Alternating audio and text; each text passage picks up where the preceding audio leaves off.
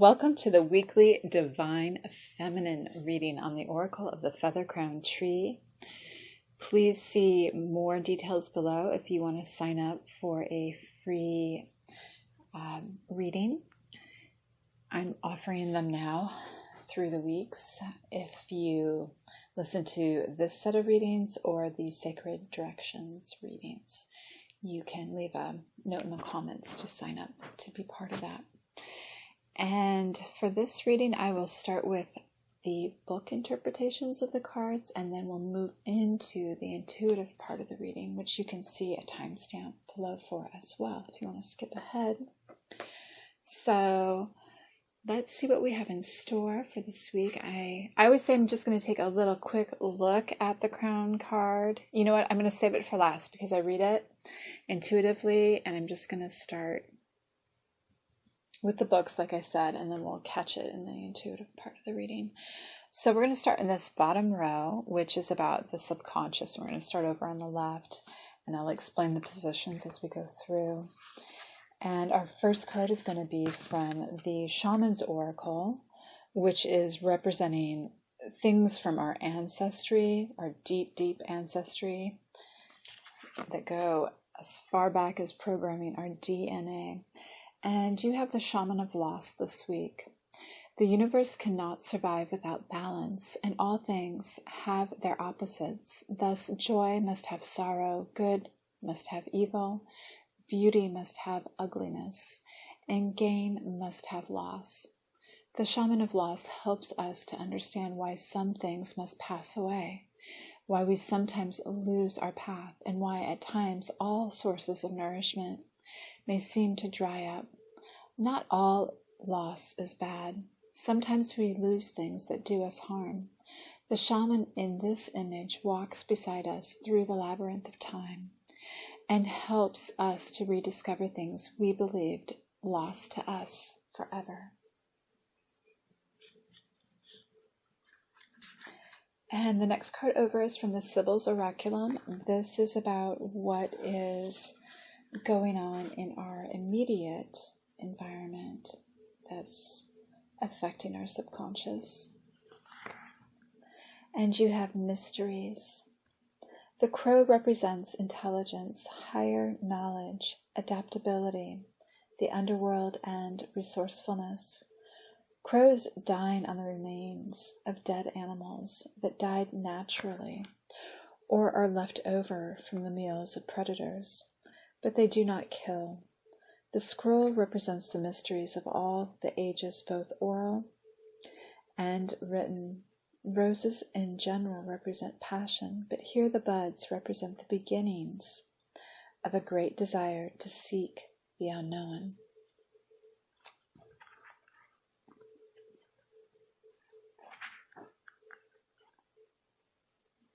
If there is something that you are unclear about, the first step to realizing the answer is to stop believing in the unknowable as an intrinsic fact.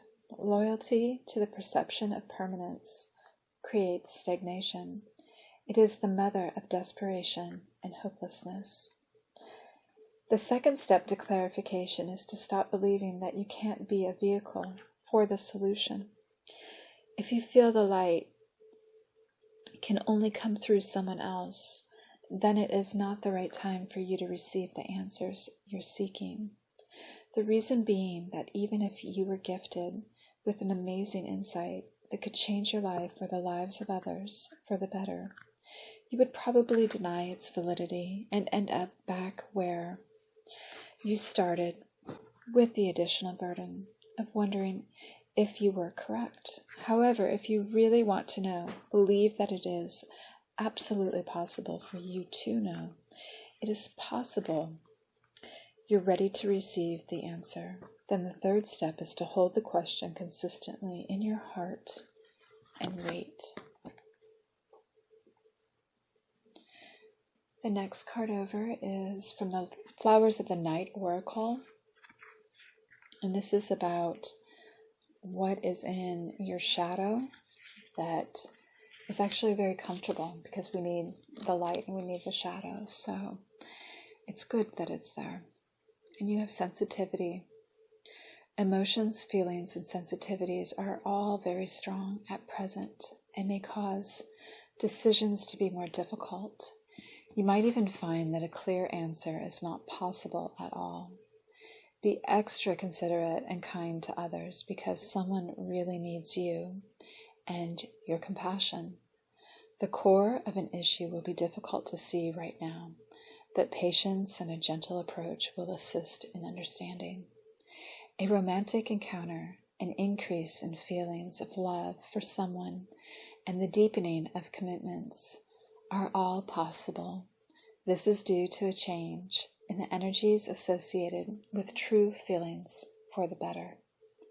This is a good time to express how you feel about someone or something.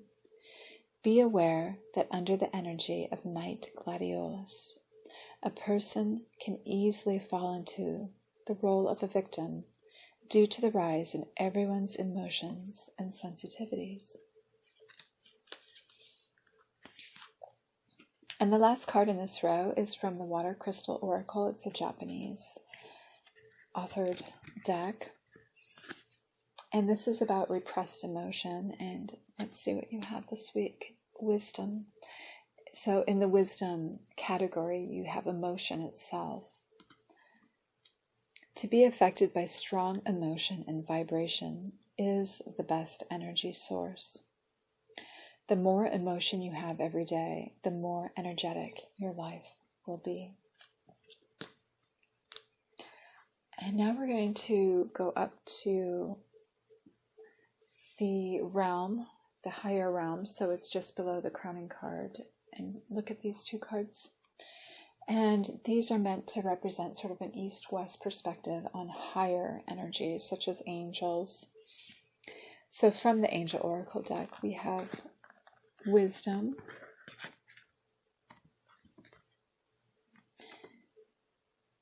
the function of this angel is to bring wisdom into the lives of us all. Its gifts are it can help you become receptive to the wisdom of God, find wisdom in your life, seek wisdom in all your experience. The angel is seen guarding the gates of paradise. The angel prevents all from entering who do not know their own divine nature. The candle signifies the flame of wisdom, without which we are unable to experience the joys of paradise.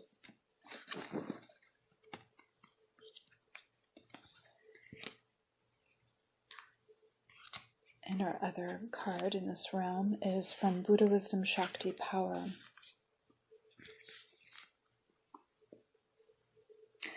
You have a fierce purba-wielding blue dakini conduit from the sky to the earth. This dakini holds her purba dagger in the staking position as her scarf billows around her in the inky gloom of delusion.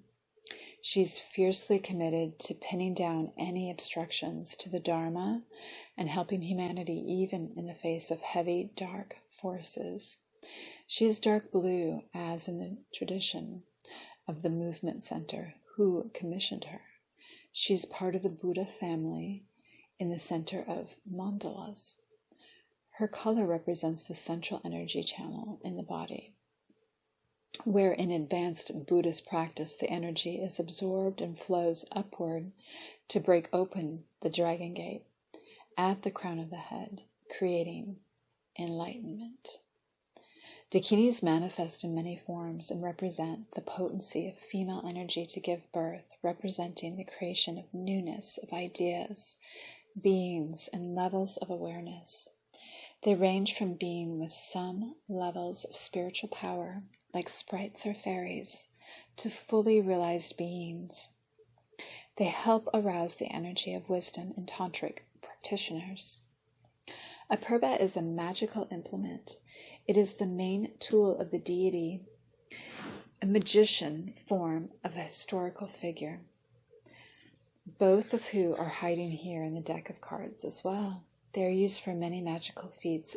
Wooden ones can be used for healing, and metal ones for exorcism, or transforming the three poisons of attachment, craving, and desire. They can pin down negative energies from the mind stream of a harmful entity or human person and dispel dark forces from a society or a single person. They are used in consecrations, meditation, and weather making. They fix space to the earth, like a lightning rod, creating a conduit between them. Then we're going to move down and look at the cards. In this row, this is about how we integrate these higher and lower energies. So the first card over on the right is Sita Devi, the Queen of Chastity. This is really the energy that could be the most dominant throughout this week. We have blessings of fidelity and love, devotion to truth, penance and tolerance, and power to improve upon one's self. And the Psyche is going to be from the Archetypes Guidebook.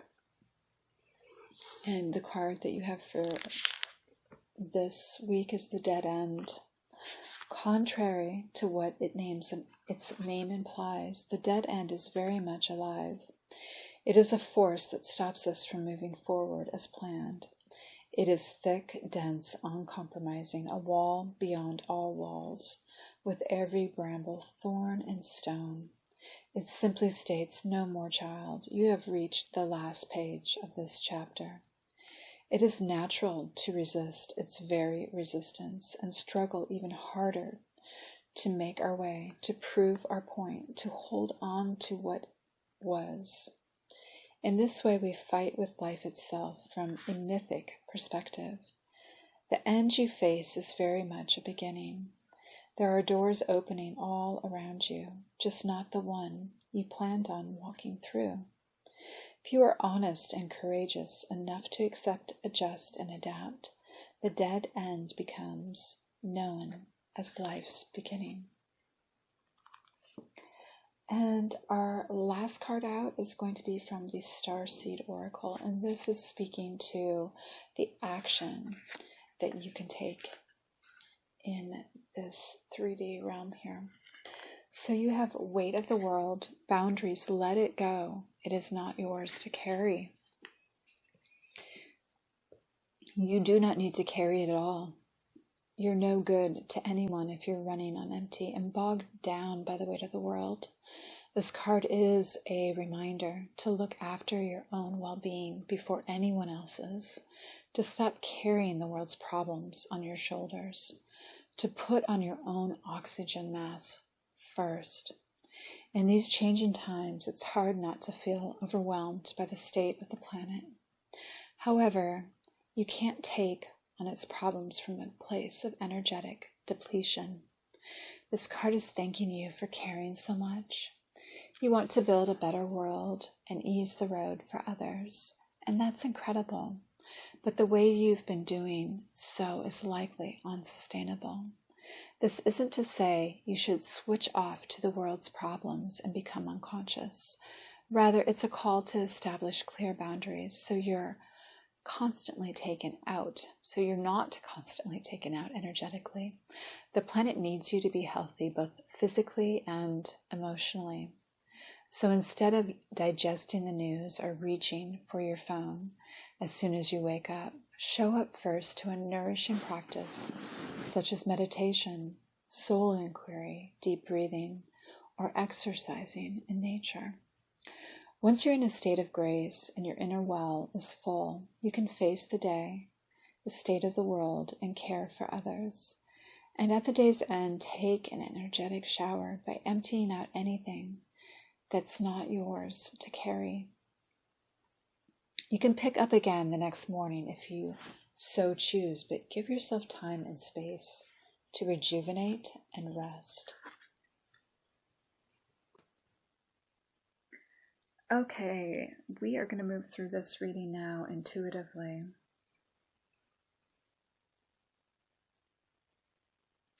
I'm seeing that you may have had a strong presence in your past that almost has like a chieftain quality, a very vibrant energy, to this person, very much like a leader.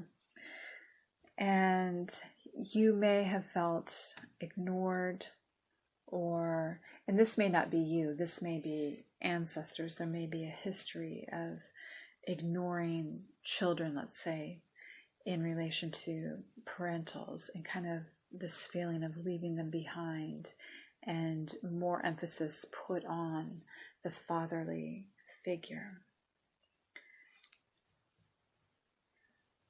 I'm also seeing that there's something around you that may be written that needs you to look at it, that you may want to kind of feast on, even, that is full of maybe feminine wisdom. But it's got your attention, and you may want to come a little bit closer to it. It's at a distance, so you may find yourself needing to get a little bit more involved with this information. But it seems to be really protected by the love, like just a very loving energy that will soon flower. So maybe if you invest in this more, it will help you flower into a loving, protective, divine, feminine energy.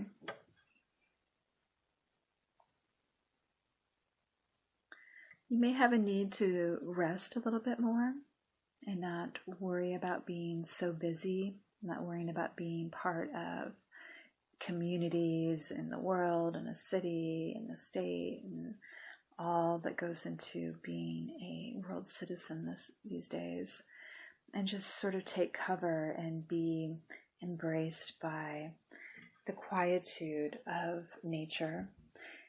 It may be good for you to go outside at night and just listen. Listen to the sounds that are out there that you're unfamiliar with.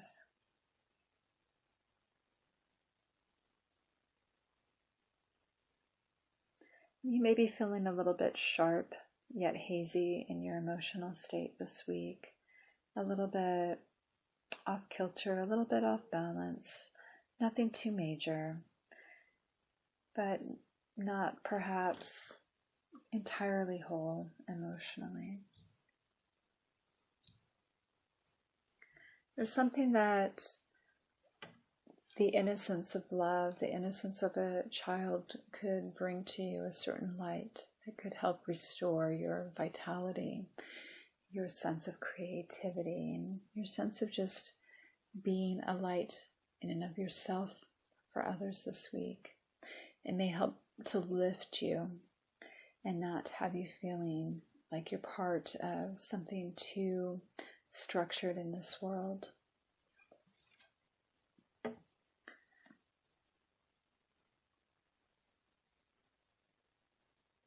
Also see that you may want to be spending some time indulging your psychic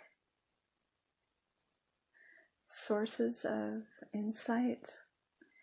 You may be feeling a little bit murky about what you need insight on, and you may need to energize this. You may want to listen to some music and meditate to help connect to your psychic center and have it come back into a feeling of aliveness. You want to reawaken it.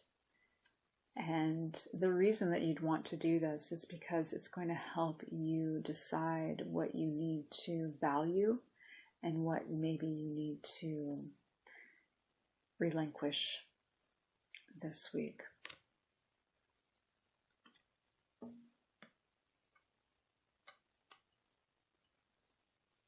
You need to be surrounded by people that are like-minded.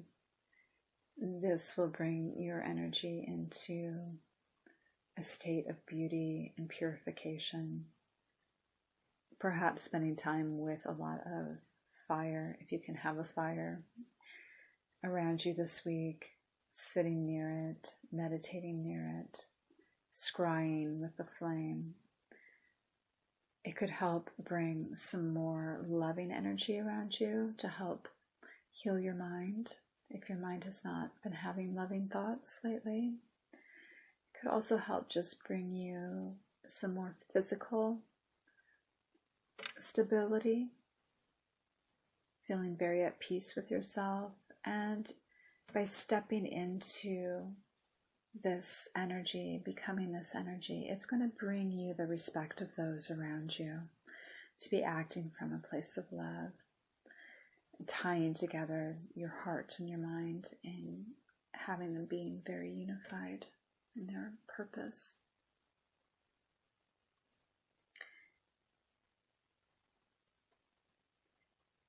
And I'm seeing, it's good to see like the card that I just stated, because the next one seems like if you do go within, you may be feeling this inability to see all the way through into something. You may have a lot of like confusion going on in your mental space, and or even in that ability to just see intuitively within. And there's, you know that there's light beyond all the confusion, but right now you're pretty entangled in something that feels very heavy, very dark, and not at all pleasant. But rest assured, like when you clear this, there's definitely something more beautiful on the other side of that energy. And that may only be obtained through surrender, an emotional surrender, relaxing into your emotions, allowing yourself to feel your emotions, taking time out to be with your emotions and claim your emotions, purify your emotions. Know that it's okay for you to have good emotions, that you don't need a mental state to be in control of who you really are. That doesn't need to define your emotional well-being, that there are other emotional opportunities of perception to be in that will support you, that will provide plenty of energizing energy for you, and that will restore you and help you really heal your mental space, which has probably affected your physical body as well. So it's going to be kind of an entire systems healing for you if you allow yourself time to deprogram and be in a state of clearing and kind of a redo, refilling up with better quality energy. Now, when I look at the crowning card, which I almost forgot, this is going to really speak to how you balance your divine and masculine energies.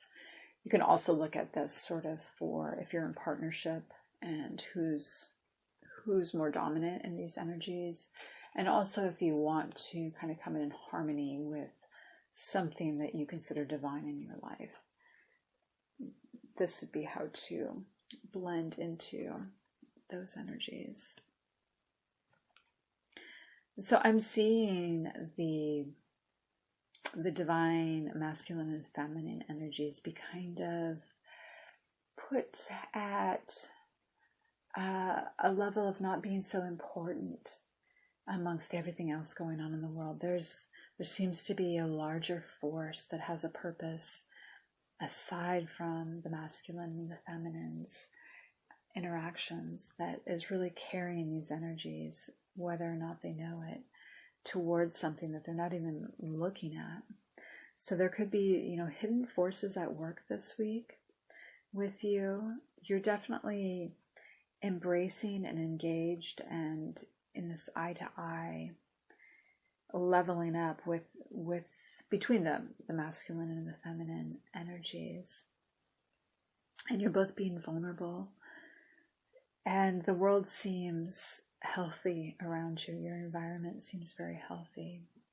And there's even a sacred space that you have access to if you want, but you're not going there. Somehow you're being led somewhere else. Some other force is taking you taking you to where we just do not know. But overall, it feels very good. I don't see anything that is a trigger for anything that feels harmful. Other than, you may want to look into some sources of sacred knowledge, like classical knowledge. Maybe you need to, or spend some time in a sacred space and reconnect with that. If you feel that that's right to do, of course. So overall, just very beautiful energy there. Okay, we're going to end this reading right there. And join me for its counterpart if you want, for the Divine Masculine, if you feel the call to do so. You guys take care. Sending you love.